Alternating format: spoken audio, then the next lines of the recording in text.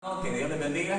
Amén. Vamos a tratar en esta mañana lo siguiente: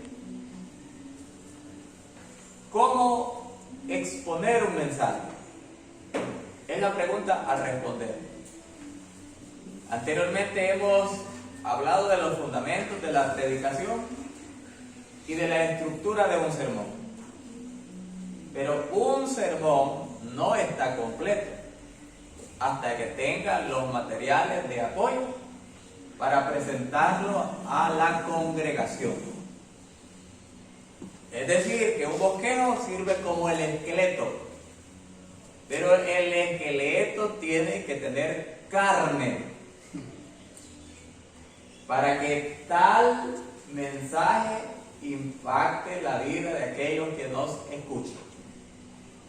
Vamos a considerar aspectos que son claves a la hora de exponer el mensaje. Es decir, que en esta oportunidad vamos a hablar sobre el desarrollo de los puntos principales. ¿Cómo hacer entendibles los puntos principales a nuestros oyentes? Eso es lo que vamos a tratar en esta ocasión.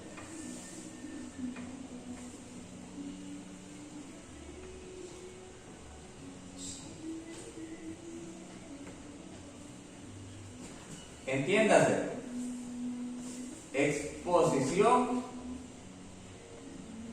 no es solo transmitir información. Eso no es exposición. Es posible que hayamos hecho muy buena investigación de los detalles del texto, su trasfondo histórico, su contexto, y tenemos una serie de datos acumulados que empezamos a compartir con nuestros oyentes. No, la exposición no se limita a transmitir información. La exposición tiene que ir unida a lo que es la aplicación. Esto Dios dijo, pero esto Dios nos dice. Es decir, debemos nosotros trazar un puente que nos lleve del mundo antiguo al tiempo presente. Si nos quedamos en el mundo antiguo, hemos hecho una buena tarea como investigadores. Si nos trasladamos desde el mundo antiguo al tiempo presente, nos hemos convertido en buenos comunicadores, porque estamos hablando no solo de lo que ocurrió, sino de lo que debemos hacer, creer, con base a lo que ya ha sucedido. Es decir, que la exposición de un sermón demanda más que compartir información. Note usted la siguiente gráfica. Tenemos en esta gráfica lo que es la organización, la exégesis, la presentación, la ilustración y la aplicación. Pero todo eso lo hemos elaborado con un fin en mente: transmitir mera información. Le explicamos a la gente, por ejemplo, quién era Nabucodonosor. Le explicamos qué número de rey era en la dinastía babilonia, en qué año vivió, cuánto tiempo reinó, cuáles fueron sus logros como monarca, como conquistador. Y empezamos a hacer un gran detalle de todo eso, pero dejamos a la gente simplemente con esa información. No le explicamos lo que el pasaje bíblico enseña, que Dios le advirtió a Nabucodonosor acerca del peligro de su orgullo, y que si no hacía nada para corregir su orgullo, Dios lo iba a humillar. Pero Nabucodonosor no dio oído, no prestó oído a lo que Dios le había dicho. ¿Qué hizo el Señor? El Señor hizo que él perdiera la razón y se comportara como una bestia, hasta que él reconoció que el Dios del cielo gobernaba, le fue devuelta la razón. Ya, entonces nosotros hablamos a la gente, ya no solo de Nabucodonosor, todos sus logros, su reinado y todo lo demás, sino que nosotros sentamos el principio bíblico que el pasaje nos quiere compartir. El que se enaltece será humillado. El que se humilla será enaltecido. ¿Qué quiere que ocurra con la vida suya? ¿Que Dios lo enaltezca o que Dios lo humille? ¿Qué cree que contesta las personas? Todos queremos que Dios nos enaltezca. Entonces, ¿dónde debemos comenzar? Humillándonos delante de Él. ¿Qué estamos haciendo ahí? No solo estamos compartiendo información, estamos utilizando todos los datos del bosquejo para conectarla con la vida de las personas. Repito, un mensaje no se limita a compartir información. Tiene que estar conectado con la vida de los que escuchan la palabra del Señor. Aquellos que estudian lo que es la homilética hacen notar que los sermones contienen 3 componentes esenciales, fundamentales, necesarios para que la exposición sea bien comprendida y Dios utilice la exposición para la transformación de la vida de aquellos que escuchan su palabra. ¿Cuáles son estos 3 elementos? Número 1, la explicación. Número 2, la ilustración. Y número 3, lo que es la aplicación.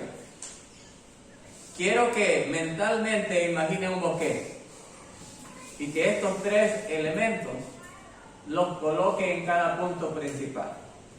De eso estamos hablando en esta ocasión. Estamos hablando cómo desarrollar los puntos principales de cada sermón. Contienen estos 3 elementos: explicación, ilustración y aplicación.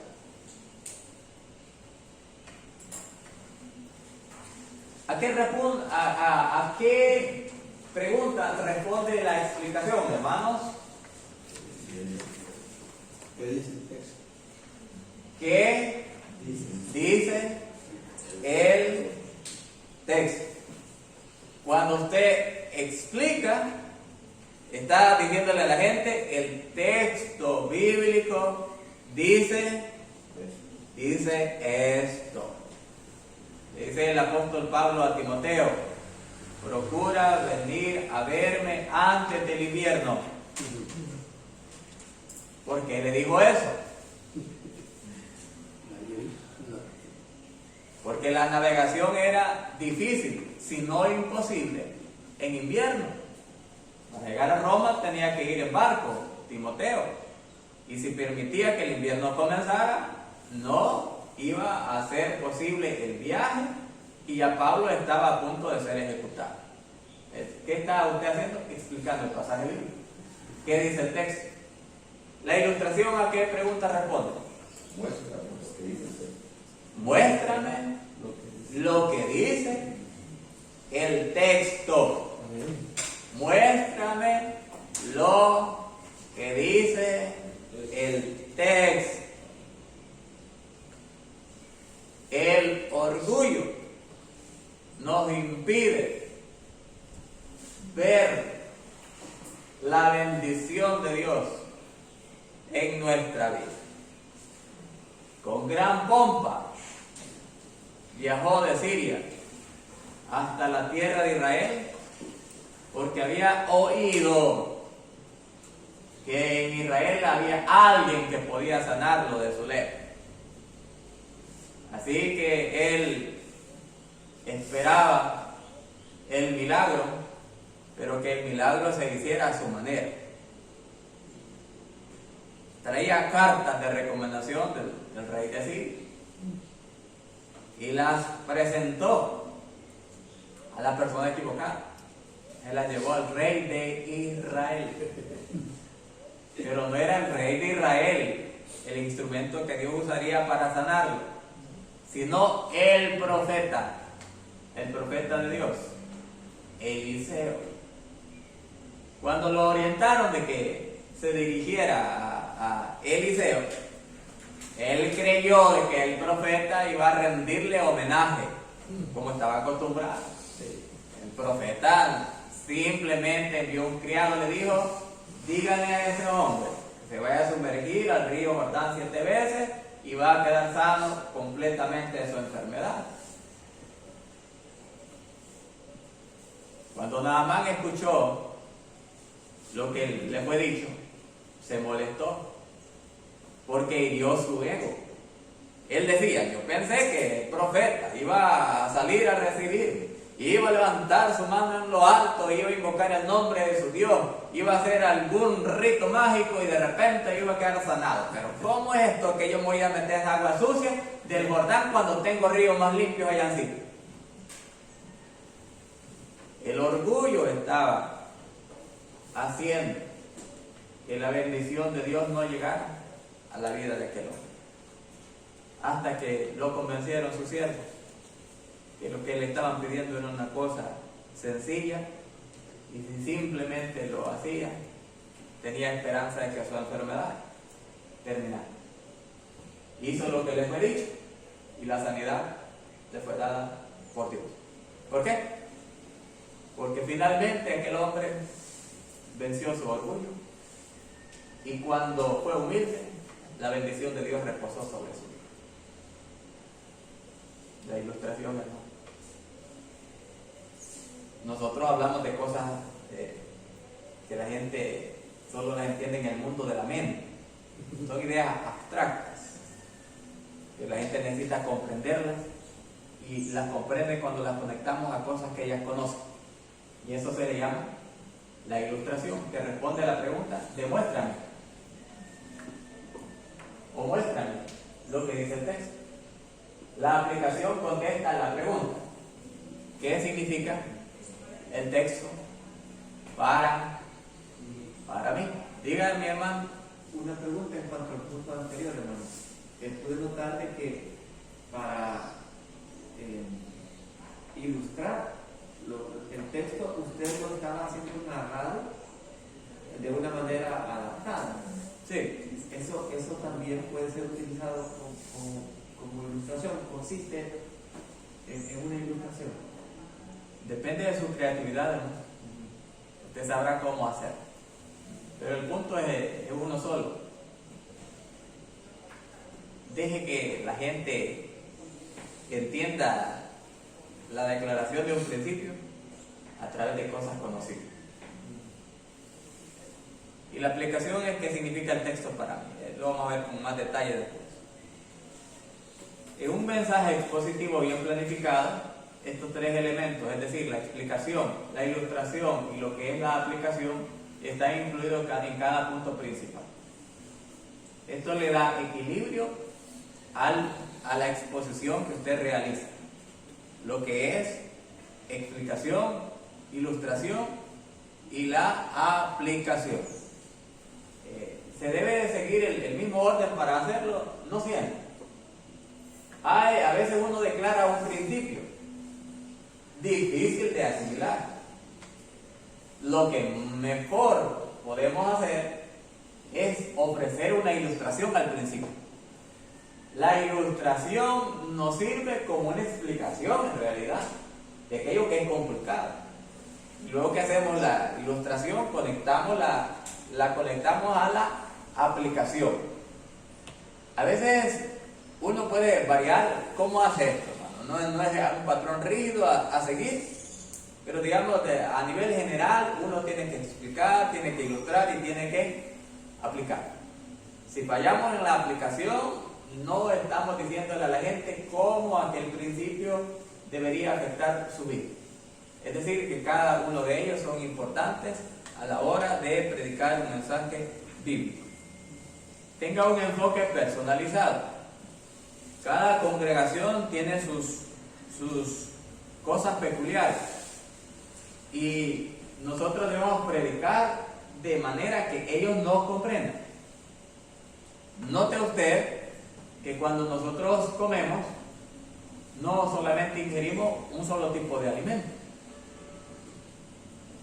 ingerimos una variedad de alimentos que contengan todos los elementos necesarios e indispensables para nuestra buena nutrición. Se nos sugiere comer frutas, se nos sugiere comer vegetales, comidas que contengan proteínas, carbohidratos, de todo un poco. Imagínense que la comida nuestra fuera siempre la misma, ¿no? Que en el desayuno a usted le dieran siempre ¿qué? Huevo. Que le dieran huevo en cada desayuno y que el almuerzo fuera de, pongamos un tipo de almuerzo que el pollo, cada almuerzo pollo. Nos aburrimos porque se necesita una combinación de diferentes tipos de alimentos en porciones suficientes. Lo mismo es en la presentación de los sermones, hermanos. Es necesario alimentar al pueblo de Dios que tiene una variedad de edades, estilos de aprendizaje y personalidades distintas. Debemos ofrecerles un alimento espiritual de manera que todos ellos sean bien nutridos a través de lo que estamos compartiendo. No todos los hermanos aprenden de la misma manera.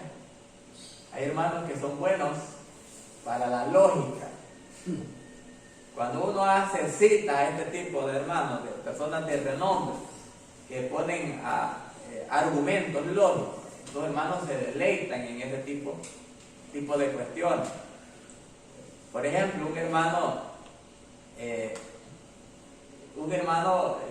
le llamó la atención en cierta oportunidad cuando prediqué el hecho de que hubo oscuridad sobre la tierra cuando Jesús fue crucificado. Y yo hice la cita de un historiador que da fe de ese fenómeno en ese mismo tiempo, en otros lugares, no solamente en Jerusalén. Entonces, cuando yo cité al historiador, a ese hermano le llamó la atención porque le fascina la historia. Le encanta la cita de cuando se menciona historiadores de la iglesia, como Josefo, cuando se menciona, por ejemplo, a Eusebio. El hermano rápido se nota de que aprende de esa manera. Pero no todos los hermanos les gusta la historia. Hay hermanos que no saben de historia, no conocen. Si usted le dice, bueno, los imperios han sido el imperio egipcio, después vino el imperio asirio, después el babilónico, el medo-persa, después el griego, después los romanos. Los hermanos no le entienden nada a ustedes. Hay distintas formas de aprendizaje de ellos. Entonces nosotros debemos adaptarnos al modo que ellos comprendan más fácilmente las cosas. ¿Y saben cuál es el modo de que ellos comprendan más fácilmente las cosas? Hablar de lo sencillo, de lo común y lo cotidiano. Son cosas que los hermanos van a comprender con claridad. Ahora, conviene que cuando nosotros pensamos en estos tres componentes de la exposición, veamos lo siguiente.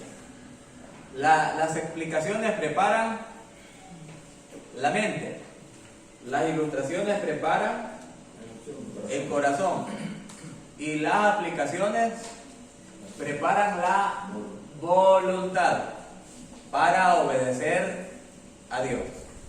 Nuestras congregaciones, así como nosotros también, queremos escuchar lo siguiente: explicaciones sólidas, ilustradas vívidamente y aplicadas poderosamente. Eso buscamos nosotros, pero también eso es lo que nuestros hermanos quieren y necesitan. explicaciones sólidas.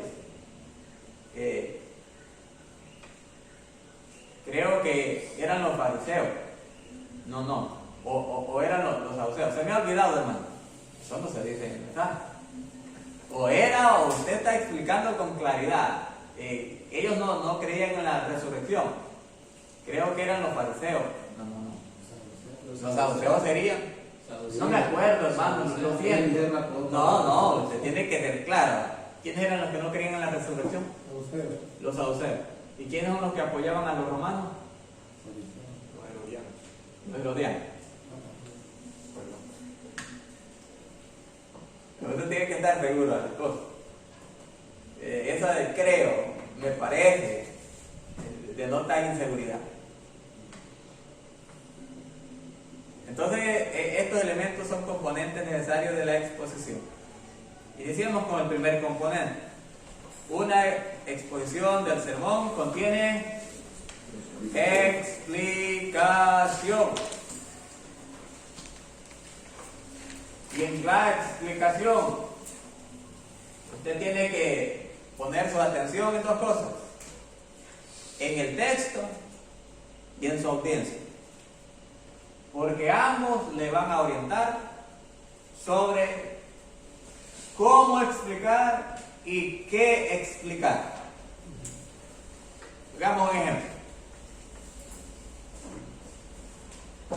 Juan capítulo número 21. Donde el Señor le pregunta 3 veces a Pedro: ¿me amas? Vale. Veamos este pasaje bíblico. Pero lo vamos a ver desde el punto de vista de su idioma original. ¿Les parece? ¿Qué hay en el pasaje bíblico? En el pasaje bíblico hay 2 palabras diferentes para amor o para amas. Una palabra está relacionada con el verbo ágape, Juan 21. Ágape, y con el verbo fileo. Ahora, ¿qué es lo que comúnmente hemos escuchado cuando este pasaje se predica?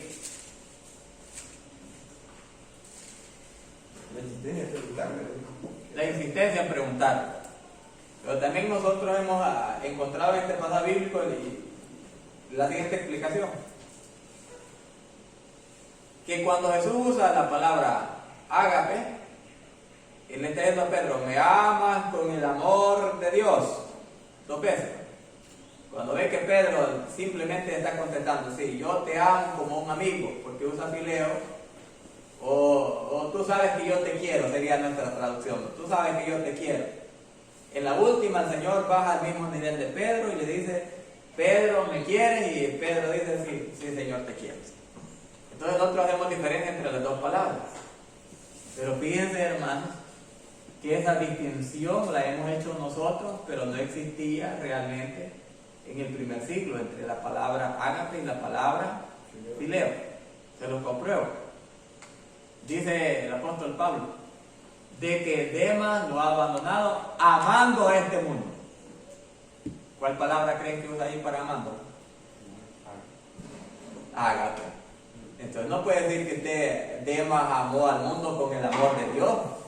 Entonces no hay una contradicción ahí, porque no había una distinción bien marcada entre la palabra ágape y la palabra fileo para hablar del amor.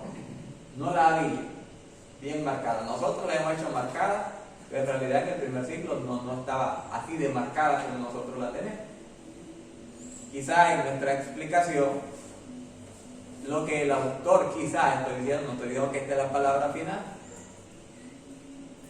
lo que el autor bíblico está resaltando es que el Señor le pregunta 3 veces a Pedro: ¿me amas? Porque él 3 veces lo había negado. Y quizá eso sea un poquito más solo. ¿Por qué menciono esto? Porque a ustedes esta plática tal vez les parece de alguna manera relevante, pero nuestros hermanos en la iglesia, con esta explicación nosotros, ¿Saben qué yo les diría a los hermanos en la iglesia? Hermanos, el Señor le pregunta 3 veces a Pedro, ¿me amas? Porque él 3 veces lo había negado. Porque es lo único que los hermanos necesitan para comprender el pasaje. No hay hermanos que ahogarse en detalles que no son necesarios para nuestra audiencia. Es decir, estamos en la explicación. ¿Qué va a tomar en cuenta en la explicación? El texto y su audiencia. Su audiencia, la gente que le está escuchando. Si ellos no tienen información profunda de la Biblia, ¿y por qué vamos a nosotros a tratar de impresionarlos con nuestra gran erudición? No, ellos son personas sencillas. Le van a comprender lo simple, lo sencillo. Es decir, hermanos, que usted cuando haga una explicación piense en el texto y piense en sus oyentes. Los predicadores proveen respuestas a preguntas críticas que definen la trayectoria de la explicación siguiendo 4 pasos en la preparación de su sermón. En la explicación, hermanos, observe. Es lo primero. Quizás esto es lo más elemental y a veces lo pasamos por alto. Pero aquí usted tiene que leer y releer el texto para observar lo que el pasaje bíblico está diciendo. Escuche el texto, absorba, luche con él, digiéralo, sumérjase en él, inhálelo como el aliento de Dios para su vida y ore por él. Es decir, cuando estudie un pasaje bíblico, que ese pasaje bíblico sea motivo de su reflexión, de su análisis, sea motivo de su meditación y de sus oraciones. Señor, ¿qué quieres decir en este pasaje bíblico? ¿Por qué me has llevado a este texto bíblico en esta ocasión particular y por qué me pides predicarlo a este grupo de personas? ¿Por qué, Señor? ¿Qué pretendes hacer conmigo? ¿Qué pretendes hacer conmigo? Es fundamental en lo que es la explicación, hermano. Observar y ver en los pasajes bíblicos cosas que a veces se pasan por alto y que son importantes a la hora de compartirlos con nuestros hermanos. Observe, porque la observación le va a indicar qué explicar y qué no explicar. Bueno, aquí estoy en en Hechos estoy. Hechos capítulo 1. Imagínense que está en Hechos usted capítulo número 1. Versículo número 6. Los discípulos le preguntan al Señor, Señor, ¿restaurarás el reino a Israel en este tiempo? ¿Cree que esa pregunta amerita una explicación? ¿Ah? Sí. ¿Y de qué trata eso, hermano? ¿Qué le están preguntando los discípulos? El reino que él les ha venido anunciando todo el tiempo. Él está hablando del reino. Explíquelo, hermano. Imagine que aquí somos su congregación, ¿cómo explicaría usted esa pregunta? Sencillo. Los discípulos tenían el interés de darse cuenta si por fin el reino de Dios iba a establecer ya en este momento. Él quería ver si las cosas, sus vidas iban a cambiar en este momento, o iban a vivir bajo el dominio de los romanos. Si se iban a liberar de ellos, o iban a permanecer en esa misma condición. ¿Y usted cómo le explicaría, hermano? Si una vez que han visto resucitado a Jesús, dirían los hermanos, los apóstoles están diciendo, bueno, ahora que te vemos diferente, están esperando algo nuevo, y dicen que sí, ha llegado el momento de restaurar el reino, o vamos a seguir en la misma condición. Se van a cumplir las promesas ahora. A ver, hermano, ¿cómo le explicaría a usted? hermanos, los discípulos están preguntando al Señor si el reino iba a ser establecido en ese tiempo, si iba a dar un nuevo orden social, si ellos iban a emerger como el país o la ciudad que iba a dirigir y que iba a mandar en todos lados, que se iban a quitar ya el poderío romano. Eso estaban esperando ellos, que emergiera el rey como lo que es, como los ejemplos que tenían de sus vecinos, que ellos mandaban, tenían un rey. Entonces ellos estaban esperando eso. Y ellos le preguntaban si iba a ser ya o iba a ser en otro tiempo. Tenemos tres explicaciones. Lo mismo están tratando de explicar y lo han hecho de manera diferente. Y la sencillez siempre triunfa. Hay cosas que se tienen que explicar en los mensajes, pero no todas las cosas. Por ejemplo, imagínense que ustedes se detengan en la palabra poder aquí, Hechos 1:8. Que hasta en la palabra no se quede. Por ejemplo, a veces dice que uno usa la palabra dinámica. A veces uno no está seguro si es dinámica aquí. Pero la gente dice, bueno, esta palabra viene de la palabra dinamita. Eso es una mala interpretación. En aquel tiempo no se conocía la dinamita. El escritor está hablando de poder, autoridad extraordinaria para hacer algo, es poder. No está hablando de dinamita ni de dínamo, que genera electricidad. Todo el mundo tiene que ser cuidadoso. El punto es observar. La observación tiene que ver con tomar el texto con seriedad y estudiarlo con precisión. Interrogue. Haga dos cosas de forma precisa. En el púlpito, declare lo que significa el texto y demuestre cómo lo sabe. Usted hace una afirmación, ¿vale? Aquí vamos a poner así ejemplos. Afirmación. Entonces usted va a explicar que esa afirmación suya es verdadera. Vamos a Mateo.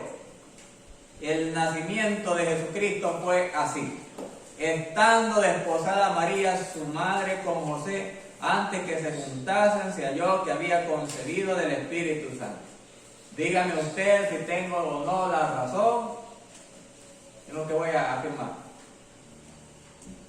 Para José fue una experiencia dolorosa cuando escuchó de su prometida, que tenía alrededor de 3 meses de embarazo y que tal embarazo era el resultado de la obra del Espíritu Santo en ella. ¿Tengo razón o no tengo razón? ¿Y por qué la tengo o por qué no la tengo?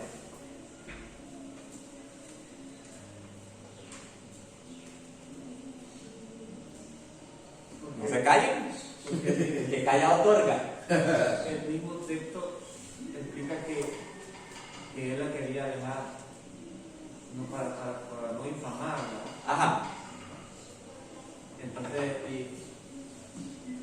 recibe el sueño que no tenga temor de recibirla, y le explica ahí que es el Espíritu Santo. Sí. Vaya, ahora yo le he dado una fecha, alrededor de 3 meses. ¿Por qué yo digo eso? ¿O estoy equivocado? Por el relato de Lucas. Vaya, ahora explíquenos usted. ¿Por qué? Explíquenlo. Sí, usted tiene que decirle a la gente, esto ocurrió y es por esto. Sí, ¿Por qué? sí, cuando la mamá de Juan el Bautista llega a visitar a María, ¿Cómo? Cuando la mamá de Juan el Bautista, la madre, Elizabeth, Sí. llega a visitar a María. ¿Estás seguro que así fue? Bueno, al revés, perdón. Ajá. María va a visitar a Elizabeth. Sí. Dice que, ahí creo que da los detalles, yo no tengo las palabras que dicen en mi mente. Pero da detalles que ahí María tenía últimamente ese tiempo, ¿verdad? Por el tiempo que también tenía en que Adán había visitado también a Elizabeth para anunciar el nacimiento de Juan. ¿Qué estamos haciendo, hermano? Mire, estamos explicando lo que significa el texto, pero estamos demostrando cómo es que sabemos esta situación. Busquemos el Evangelio de Lucas.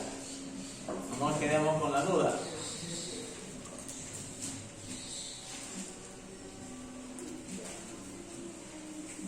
Dice el versículo 56. Y se quedó María con ella como 3 meses. No dije 3 meses, sino como 3 meses. Después se volvió a su casa. Entonces aquí es algo que no podemos asegurar 100%, pero sí podemos inferir. ¿Cuándo María le dio la noticia a José? ¿Cuándo regresó? Lo regresa de una ausencia de alrededor de 3 meses, embarazada. Y usted va a creer la historia que una mujer queda embarazada del Espíritu Santo. ¿Ah? ¿Quién podrá creer esa historia? Difícil, ¿verdad? Entonces, ¿qué estamos haciendo, hermano? Mire, ¿qué estamos haciendo? Ahí es solo un ejemplo. Estamos explicando el texto, pero estamos diciéndole a los hermanos cómo es que sabemos que eso es cierto. Es decir, hemos hecho un estudio nosotros del pasaje bíblico detallado. Porque hay detalles que sí los hermanos deben conocer de lo que es nuestra exposición. En la exposición, hermano, o en la explicación, es necesario relacionar. Mire, una recolección de información, de gramática, flujo de pensamiento, trasfondo histórico, no nos prepara para compartir el mensaje. No, nosotros los predicadores debemos organizar nuestras explicaciones y presentarlas de manera ordenada para que tengan un impacto sobre la congregación. Hay que organizar cómo presentar las cosas. Les quiero dar una clave. En la organización uno puede ir de lo menor a lo mayor, o de lo mayor a lo menor. Es una cuestión. ¿Qué significa? ¿Quieren que algo impacte más? Comiencen de lo menor a lo mayor. Ustedes van a presentar datos. Digamos, vamos a aplicarlo en la introducción. En la introducción usted está captando el interés de la gente y está relacionando con sus necesidades. Entonces, si usted va a desarrollar un tema, que sea la primera cuestión de necesidad que mencione, la más importante. Pongamos un ejemplo. Digamos que usted dice: los seres humanos tenemos necesidades vitales. Por ejemplo, ¿qué le entenderían como necesidades vitales? La alimentación. Segunda. Tercera. Educación. Entonces usted va a poner lo más importante primero. Pero para relacionarlo con la gente y hacerlo más específico, debemos hacerlo así. Algunos en este lugar necesitan. ¿Qué necesita su gente? Mencione, traiga a la mente de su gente. Vivir en orden de importancia. Empleo. Vale, vamos a escuchar, digamos, su congregación, ¿qué es la necesidad más importante, de mayor a menor?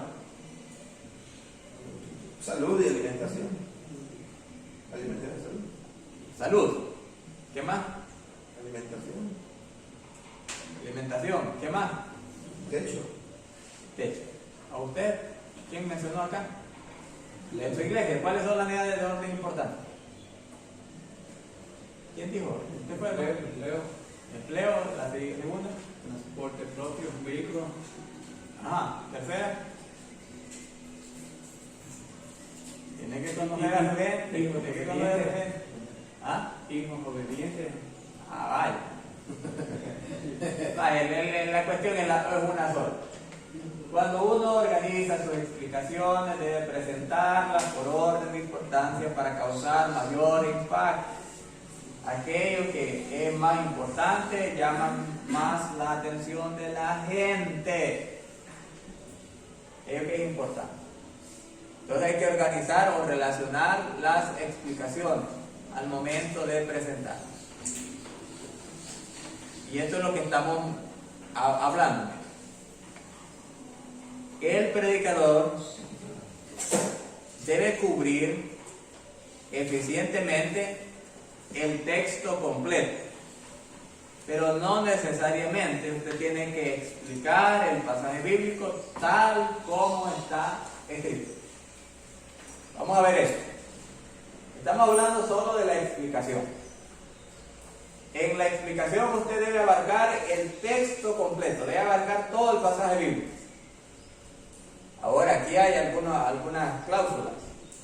Una de ellas es que no necesariamente vamos a seguir el mismo orden del pasaje para explicarlo. Y tampoco debemos cubrir con el mismo nivel de detalle cada porción bíblica. Depende de la habilidad del predicador. Imagínese usted que está exponiendo un pasaje largo y usted quiere explicar cada detalle con sumo cuidado. Va a quedarse estancado en lo primero. Lo que hace uno es hacer un resumen de las cosas. Vamos a poner un pasaje que sea largo, ¿de acuerdo? Diga, hermano. En el caso que se predicara en un solo versículo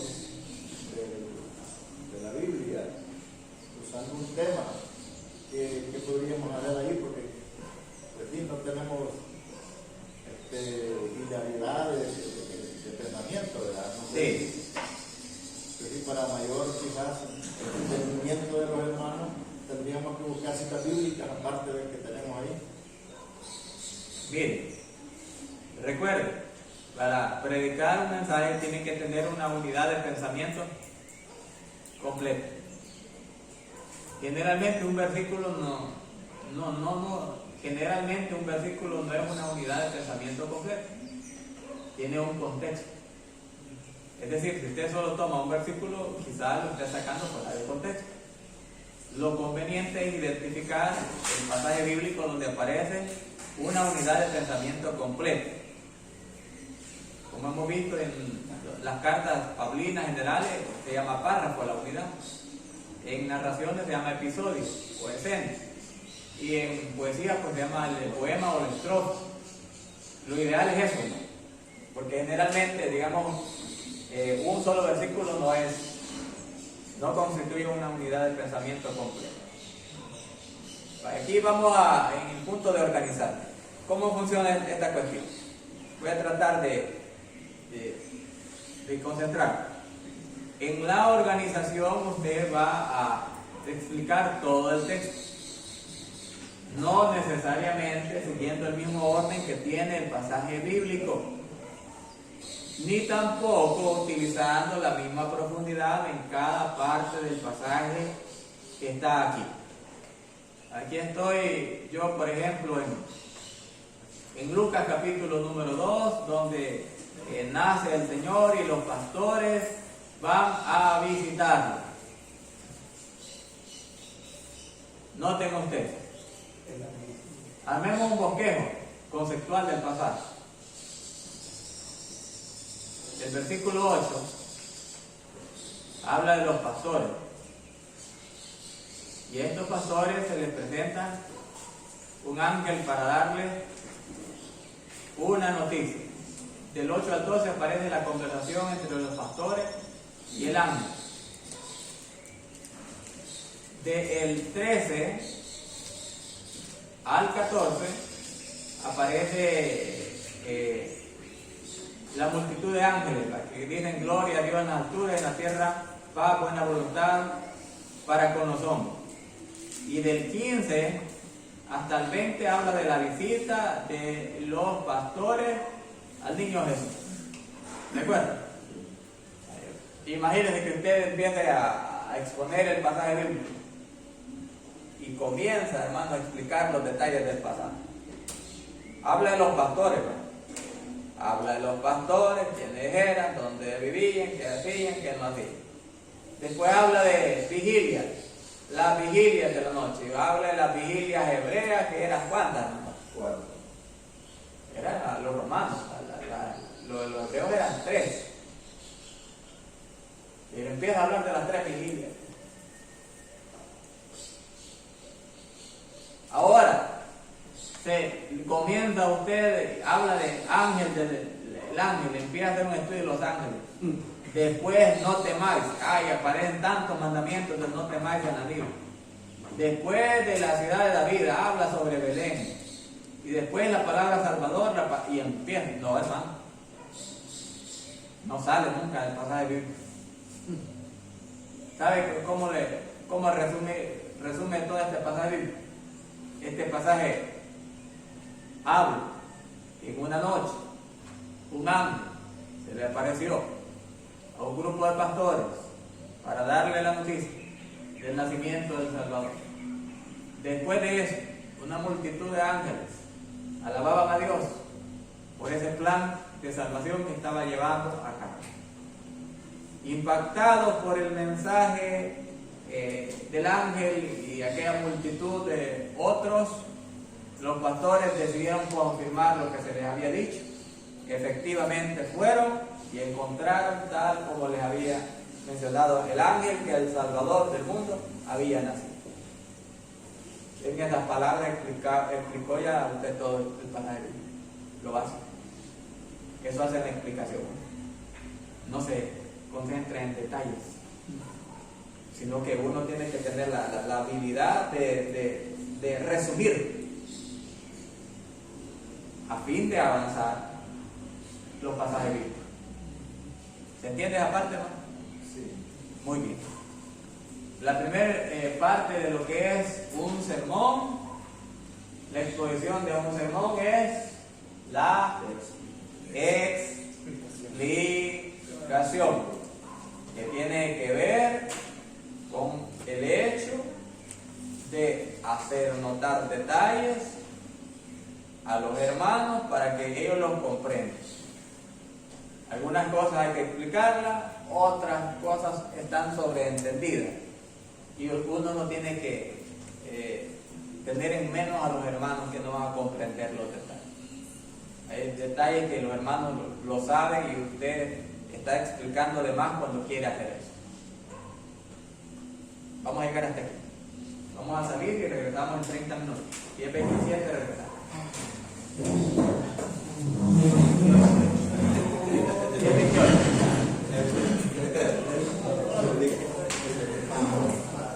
Entonces,